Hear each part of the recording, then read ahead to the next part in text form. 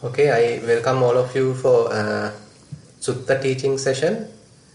We are discussing several suttas in this session, basically to understand Buddha's teaching as well as to get some support from it, especially for our practice.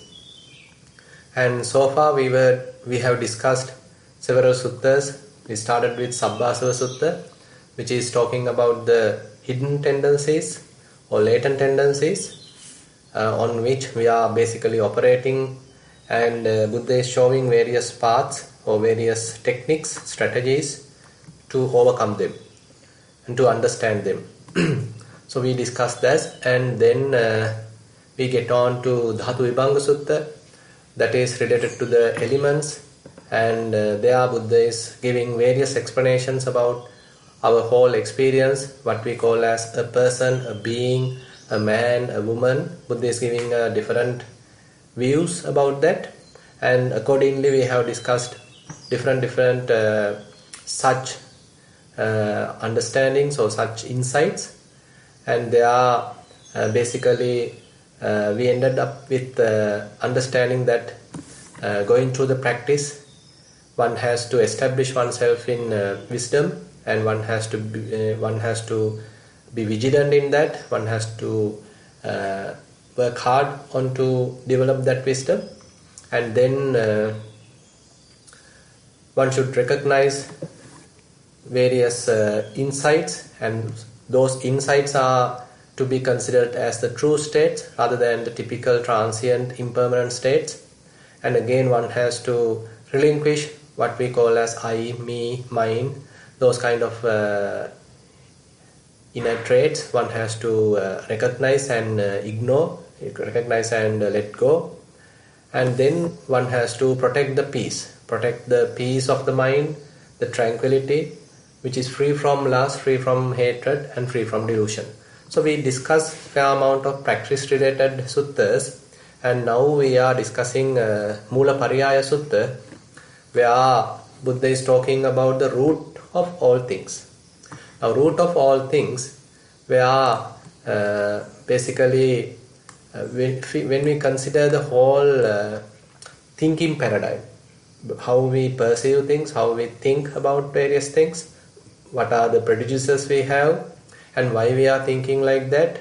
So these kind of different viewpoints, these kind of various preconceived ideas are all related to some sort of thinking patterns among all of us. So therefore Buddha analyzes this whole tendency to which all the people, not only the human, but even the celestial beings, even the Brahmas, and all the beings, all sentient beings are included here. So in order to give a proper understanding, Buddha is taking 24 concepts, and those are actually representing various samples or cross-sections of the whole society, of the whole universe. Taking earth element, water element, fire element, air element. So those are the most primary characteristics or most primary elements of the whole physical world. So he is taking those four and telling us what is the perspective about those to different people, various kinds of people. And then beings, there we can consider the hell beings and the human beings. So what is their understanding about various things? And then gods, various celestial beings, what is their sort of an understanding? And then who is the creator god of the universe? That is according to the belief of the Brahmins. So they consider Prajapati, the Brahma, is the creator god. So how one perceives that Brahma? So what is the concept he has? What's the idea? What is the view someone has about this Prajapati? And then various Brahma realms. There are 16 material Brahma realms, and according to the strength of the jhana, so one may be reborn in various Brahma realms. And how about how one may perceive about those Brahma realms? So that is discussed later. And after that, what are the immaterial Brahma realms? So there are Arupa Brahma realms, and what is the perception about those Arupa Brahma realms? Arupa Brahma realms in a person's mind. And then seen, heard, sense, cognized. So this is how our five faculties are, the six faculties are basically dealing with the outside, and how one perceive when something is seen, when something is heard, when something is sensed, and when a mental construct or when a mental object appearing in the mind, how one may be cognized that. So that is in a way another way of looking at the whole experience according to Ditta, Sutta, Mutta and Vinyata. That is seen, heard, sensed and cognized. And then there are certain other beliefs that one has a self, maybe a kind of a small self, and that self will be united with the larger self, the big self. So that is one belief among the Brahmins and most of the, say, religions who they consider a creator God. So there is this kind of a belief, and therefore this unity and the diversity and the all are certain concepts come into the picture because of these various beliefs. And what is the perspective, what is the idea about those beliefs in a typical person? And then even the Nibbana, how a person may perceive about Nibbana. So what is his idea about Nibbana? Is it a place? Is it a celestial sort of realm or whatever it is? So likewise, Buddha is taking cross-section of many different aspects in the whole universe, and on those aspects, on those experiences, what is the different views in different people's mind. So there Buddha is taking mainly 4 people. First, he considered the typical untaught, ordinary worldly being. So he has never heard Buddha's teaching, he has never thought of any spiritual sort of a paradigm, and he simply is a sensual, pleasure-bound person.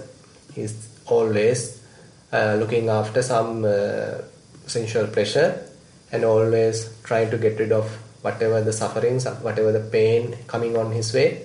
So likewise, he has his own sort of a typical worldly nature. And what is his view about this whole universe? And then Buddha is taking a person who is in higher training. So that is what we need to discuss today. We have to discuss today because we have covered the view of the first person. That is the view of a typical person, an untaught ordinary person, how he perceives something. So basically, he is with the idea that things are permanent, things may last for a long time, and you can find satisfaction, you can find happiness through various outside sources, and there's a self within, maybe within the body, or the body is encompassed by a self or something like that. There's a kind of an ongoing self view, and with those preconceived ideas, he is now trying to understand this whole experience. And therefore he is in a sort of a confused mind, he is in an entangled mind, so he can simply perceive something according to the typical norms. Say for example, in this situation, I have taken an example of a person seeing a chair. So he immediately recognizes this is as a chair. It's not a bad thing. I mean, in a way, this is the correct recognition. He hasn't mistaken it to a table, or he hasn't mistaken it to a sort of vehicle, but he properly recognized this as a chair. So in mundane terms, it is true, it is correct. And then he has sort of a relationship building up with this chair. Now he thinks, I am seeing a chair, so this chair is a good chair, this chair is an expensive chair, I want to have this chair, I like that chair. Or on the other hand, this inferior chair, it may break quickly, or I should never buy this kind of a chair, or this kind of many different views may arise in his mind. So therefore he is having kind of a subject-object relationship, and he considers that I am here, and while being here I see an outside chair. So he has this kind of a relationship. According to his own views, he has some conditioned relationship with this chair.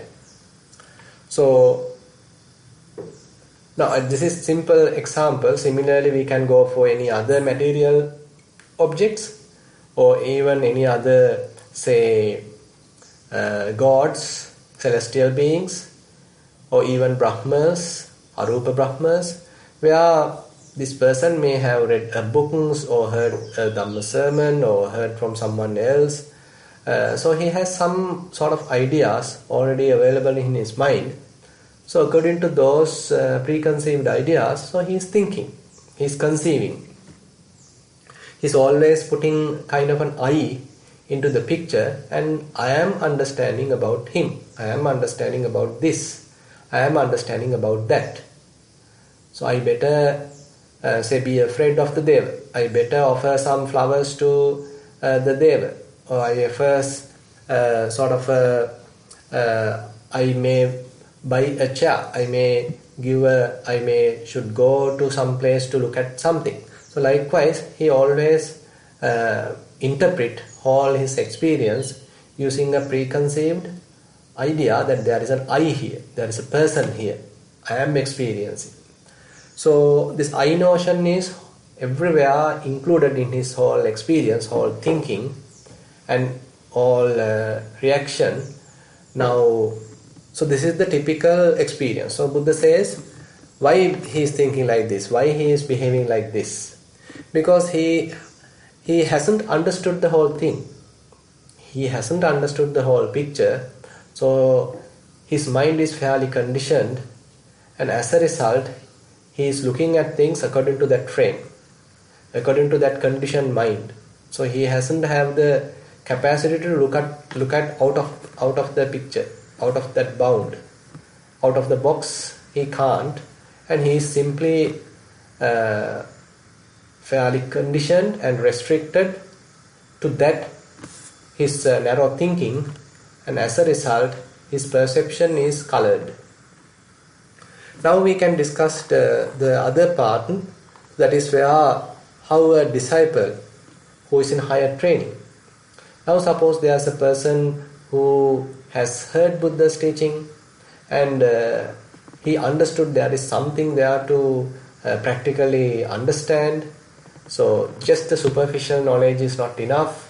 I have heard some Dhamma, so I have read several books, so why not I really try to give it a try? Why not I really try to get a sort of a practical understanding about this? Kind of a self-realization, kind of my own realization about this teaching. So this teaching appears really rational, fairly wise, and there are other people who are sort of recognize this teaching, has given due recognition to this Buddha's teaching. So why not I also try to recognize it, or why not I also try to practice it and live according to it, and then I may be able to understand what Buddha is talking. So now he is trying to practice. So this is how a practitioner come into the picture. Now he may start with basic mindfulness practices. So rather than trying to go for any kind of dogmatic, very confusing or very complicated thinking, he is now trying to simplify his whole experience. Because he understood now the whole world is communicating according to the man-made, say, concepts, fairly living in a conceptual world. So I should penetrate this. I should have a different way of looking at things. So why not I practice according to the Buddha's teaching? Now rather than he himself trying to find out his way, now Buddha has preached a certain path. Buddha has taught kind of a methodology. So now he is trying to practice according to that methodology, according to that strategy. Now there, he first of all try to be mindful. So basically, he understands that his mind constantly proliferate about the past, regret about the past, has various ideas about others based on their sort of a relationship with me in the past, or I have various projections about the future, various uncertainties about the future, various plans about the future. So this is how my mind is fairly subjected to. So how about being in the present? I never have been in the present. So how can I come to the present? What is the present experience? Now he is trying to take his mind to the present experience. Right now my body is sitting. Can I perceive the body in this sitting posture? Maybe now the body is walking. Can I be with this simple walking posture? Now the body is lying down. Can I be with this lying down posture? Now the body is standing. Can I be with this standing posture? So likewise he is using his own body to come back to the present moment. So this is kind of an eye-opening, because so far he is living in a mind-made world, kind of a dream world. Now he is trying to come out of that dream world and to live in the present moment and to live in the reality. So this reality is still not the sort of a very refined or very perfect reality, but at least it is not something mind-made. It is not something entirely kind of an imagined world, but at least it is something he is really experiencing at this very moment. So using his own body, now he is trying to come back time to time to this world. Now if he is continuing this practice, now the frequency may increase. Now previously, suppose he is doing while he is walking, he could only come to the reality or to experience the reality only 10 moments. But later, because of his dedication, suppose he is continuing his practice, now he can be in the reality for say 20 moments, then 50 moments, 100 moments, 200 moments. So likewise, more and more instances he is now coming to be in the present moment. He is experiencing the present moment. More and more he is establishing mindfulness in the present moment. Now, as he experienced mindfulness, as he was able to establish mindfulness, now kind of an opening happens in his mind, where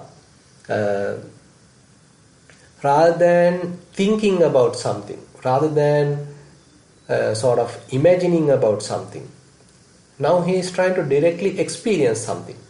Sometimes we call it as abhinya, where some now give emphasis to this direct experience.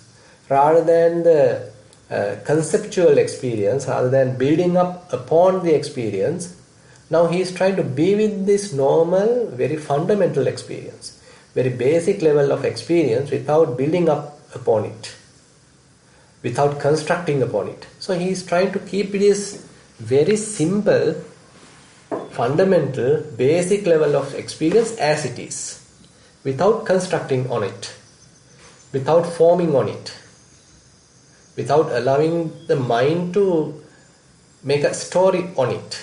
So he is trying to keep the mind fairly quiet and trying to directly connect with this very fundamental level of experience. So this is another paradigm shift in his mind, in his life, because so far he couldn't stop there.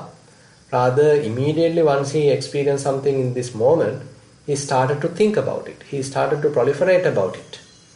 He started to shift to an entirely different world from that experience. Now he lost this world, now again in the dream world, again in a mind-made world.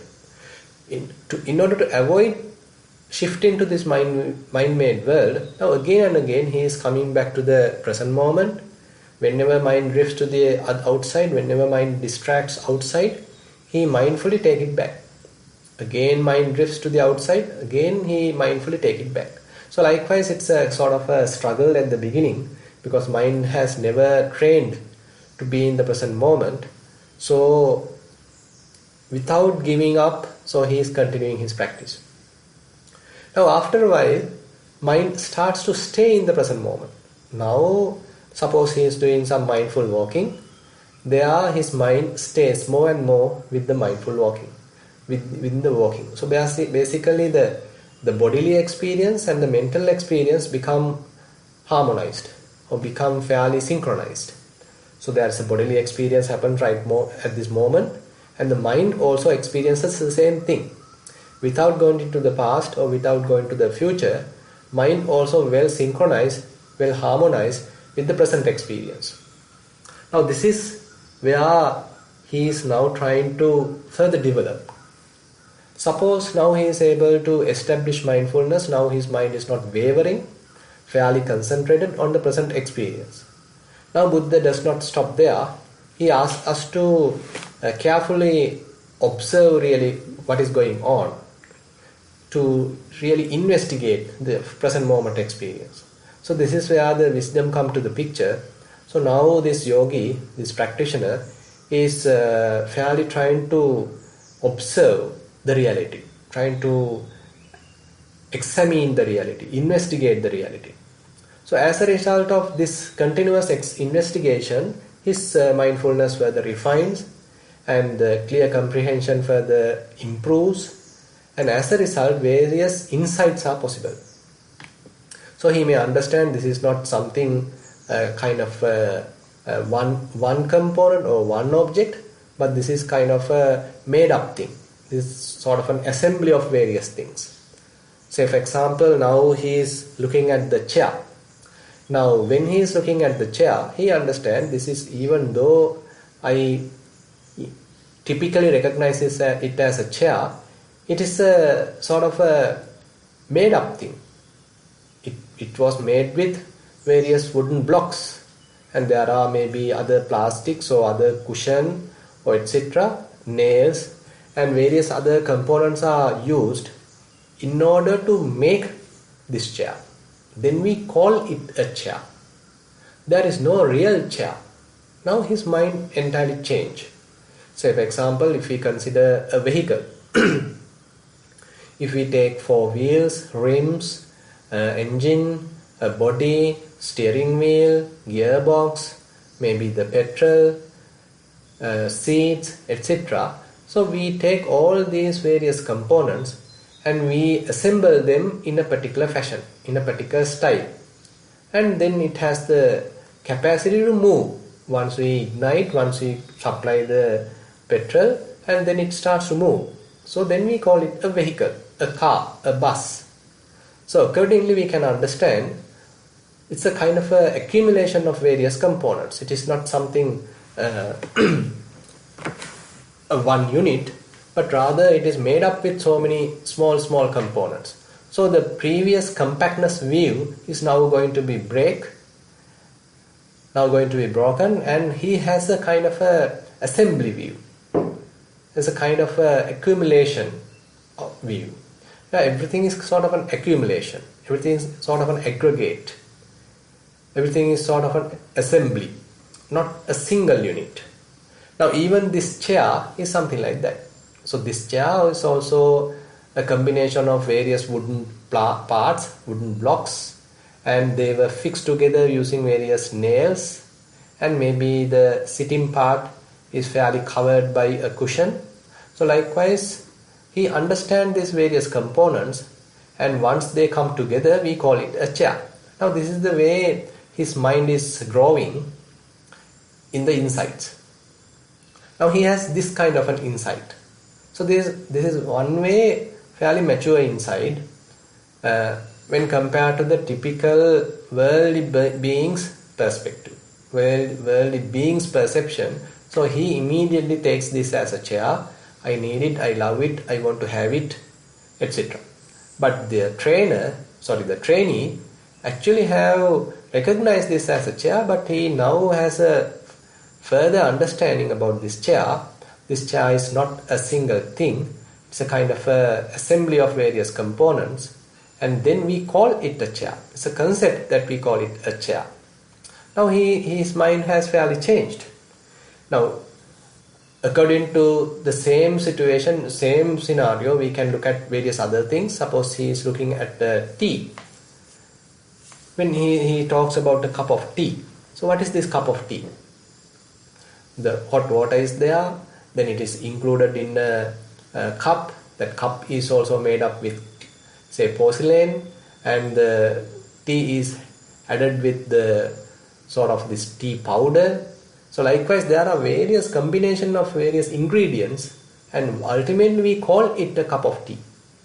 There is no a real essence here, but it's a kind of a combination of various ingredients. So likewise he can understand many different other experiences according to this view. Now he is breaking his compactness view. So this is one part of our practice. So when we consider something as a unit, as a thing, a single thing, then we easily get caught up with a personality view. We easily get caught up with a compactness. We easily consider he is a man, she is a woman, it is a dog. So likewise we typically refer our words, sentences, communication, and we recognize them as single thing, something existing. But if we literally penetrate this view, there we can understand it's a kind of a combination of various components, maybe various bodily parts, and as a result we call or we give it a name as a man, as a woman, as a dog, as a cat, as a snake. So likewise different names are given just for the communication. So these are the language coming to the picture, these are the concepts coming to the picture. And now suppose he is further continuing his practice. Now he is trying to further scrutinize the experience. Now he understood now this so-called say Patavi Dhatu, the earth element, is not a kind of a single thing, it's a combination of so many components. Now he is trying to further analyze or further scrutinize this whole experience. Suppose he is taking Dhatu Manasikara, where the elements related practice, and he is making a walking session, mindful walking, and there the mind is well established on the walking, and there when he is experiencing various earth characteristics, say stiffness, hardness, softness, heaviness, lightness, etc. Now he is trying to recognize them into that basic level, using those fundamental levels. He is not trying to make a story out of that, make a concept out of that. Now he is limiting, or he is restraining himself to this very fundamental basic understanding. So his whole view is now fairly simplified, fairly refined, and as a result he may understand. So on top of this fundamental experience we are building up, we are constructing. How about if we stop this construction? How about if we leave aside this construction? How about if we simply experience the fundamental characteristics? Now he is trying to experience this fundamental characteristics. Now the whole experience, say when he is doing mindful walking, so his legs are touching the ground. Now he can recognize the stiffness as stiffness, hardness as hardness, softness as softness. Say if we go to the other elements, say the dryness as dryness, or heat as heat, cold as cold, movement or motion as the motion, say vibration as vibration. So likewise very fundamental level experience he is trying to now trying to recognize. So more and more he try to recognize those fundamental experiences, element characteristics. He may understand this whole body is nothing but these kind of various characteristics. And not only that, even the outside is a complete manifestation of these four elements. And we, for the easiness of communication, for the comfort of communication, we have given various names, and there we have sort of trapped. So how can I sort of come out of this trap and be in the very fundamental level of experience without trying to proliferate on that. Now he is trying to develop this kind of an understanding. And this is where actually the path coming to the situation where now he is developing this as a way of life. So he can't stop this whole thing immediately because the typical habitual proliferation is so powerful. Now he is again and again trying to restrain himself. So this is what I am trying to interpret here in this picture. Now this yogi is now perceiving the chair, but he may have very many ideas about it, because he also has some understanding, he also has some preconditioning, and the mind may tempt to do such sort of proliferation. Now he is restraining himself. Now he says he should not conceive himself as earth. Now when mind is trying to conceive, now he is trying to restrain himself, so don't do that. So this is not the reality. This is a kind of a preconceived idea. This is a kind of a convention. This is a kind of a concept. So likewise he is restraining himself. He is again and again reminding the reality to himself. Because more and more the insights are also supporting his proper understanding. So more he associates those insights, a lot of wisdom is pumping to him. And as a result, whenever habitually his mind grasps, now he is trying to restrain the mind, telling, don't do it. Now this is a trap. This is a kind of a proliferation. This is a kind of a conceiving. So likewise he is trying to avoid this conceiving.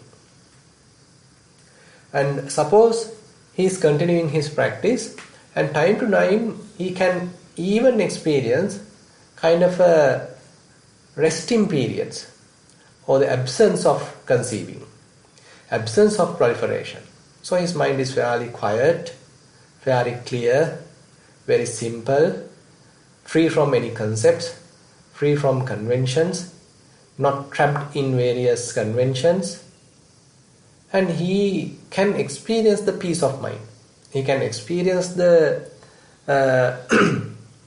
stillness of mind.